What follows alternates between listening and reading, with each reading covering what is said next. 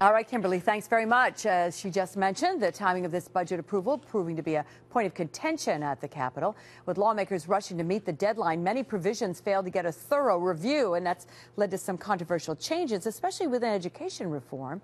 Here to weigh in, our political analyst, New York Post political columnist, Fred Dicker. Fred, we've been talking about education for weeks now and what that reform would look like when it was done. And I know there are a lot of unhappy people at the Capitol with what it ended up being. No question about it, Liz. It's very complex. Hardly any of them had a chance to really read through it. The budget was late, the first late budget that Governor Cuomo has had. Part of the reason a lot of Assembly members, including Democrats, were so upset with these so-called education reforms that they wanted a debate into the fiscal day, the April 1 deadline being passed, and therefore they delayed the budget as a way of punishing the governor for what's in this. Let's talk a little bit about what is in this and what the ramifications are. What are people sitting at home right now, what do they take away from these education reforms, and how's it going to affect their kids?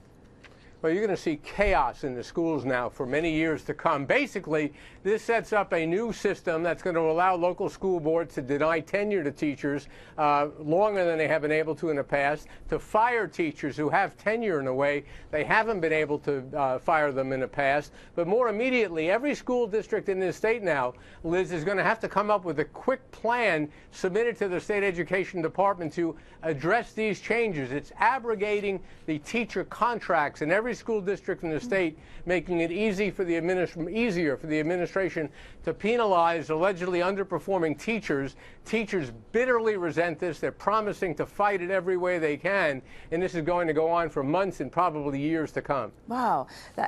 Obviously, that's an issue that's really going to resonate with people at home. I think another one, too, is that there's no tax relief here in a state that's known for its taxes. Not only no tax relief, but did you hear they slipped in at the last moment?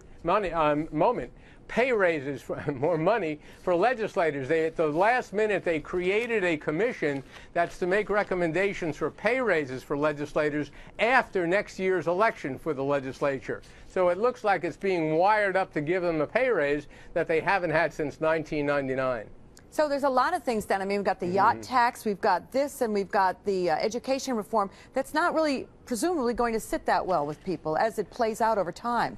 And ethics reforms that the leading advocates of ethics reforms, the good government groups, are denouncing as essentially meaningless. Plus, there's plenty of other things in there, leaving people unhappy. That may be why Governor Cuomo didn't do a press conference today.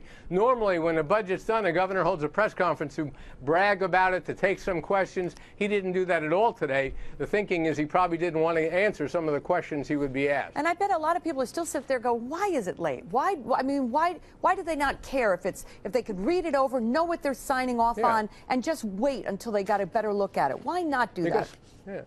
This is what's known as a leader-dominated legislature, where most of the members, even if they're in the majority, have very little say and have very little power. Some compare them to sheep.